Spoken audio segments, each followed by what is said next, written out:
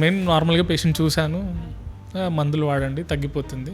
నేను వస్తే ఫస్ట్ మందులే రాస్తాను, తగ్గకపోతే రండి మళ్ళీ ఎంఆర్ఐ తీసుకొని మళ్ళీ చూద్దామన్నాడు. పేషెంట్ మన దగ్గర రాలేదు, ఎంఆర్ఐ తీసుకున్నాడు, ఒక పెయిన్ సెంటర్కి వెళ్ళాడు. సార్ ఇంత అమౌంట్ అడిగారు, ఒక ఇంజెక్షన్ ఇస్తాను అన్నాడు, డిస్క్ మొత్తం లోపలికి వెళ్ళిపోద్ది అన్నాడు. దానికి నేనేం సమాధానం చెప్పాలో నాకు తెలియదు. తోటి డాక్టర్ని మనం ఏం అనలేం, పేషెంట్కి ఎక్స్ప్లెయిన్ చేయగలం కానీ ఏం చేస్తే ఏమవుతుంది అనేది ఎక్స్ప్లెయిన్ చేసినా అర్థం చేసుకునే పరిస్థితిలో కొందరు ఉండరు. అవును. ఇప్పుడు డిస్క్ అనేది ఎందుకు బయటకు వచ్చింది? ఒక మెకానికల్ కంప్రెషన్ ప్రెషర్ వల్ల బయటకు వచ్చింది. ఇంజెక్షన్ ఇస్తే అది ఎందుకు లోపల పోతుంది? ఇంత చిన్న లాజిక్ ఎలా మిస్ అయ్యారు మీరు? ఇంజెక్షన్ ఇవ్వడం వల్ల మనం అక్కడున్న ఇన్ఫ్లమేషన్ తగ్గిస్తాం, ఆ పూటకి నొప్పి తగ్గుతుంది.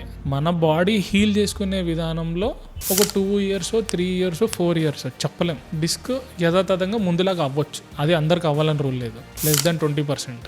ఓకే. అది కూడా మనకు 3 ఏళ్ల తర్వాత తెలుస్తుంది, ఇప్పుడు తెలియదు. మీకేంటంటే నొప్పి తెలుస్తుంది, మీరు హ్యాపీగా ఉంటారు. అంటే ఎపిడ్యూరల్ స్టిరాయిడ్ ఇంజెక్షన్స్ వల్ల ఏంటంటే ఆ పూటకి మనం అక్కడ లోకల్ అనెస్థీషియా అంటే మత్తు ఇస్తాము, స్టిరాయిడ్ కూడా ఇస్తాము. మత్తు ఏం చేస్తుంది? నొప్పి తెలియకుండా చేస్తుంది. స్టిరాయిడ్ ఏం చేస్తుంది? ఇన్ఫ్లమేషన్ రాకుండా చేస్తుంది. సో ఆ పూటకి మీకు తగ్గుతుంది.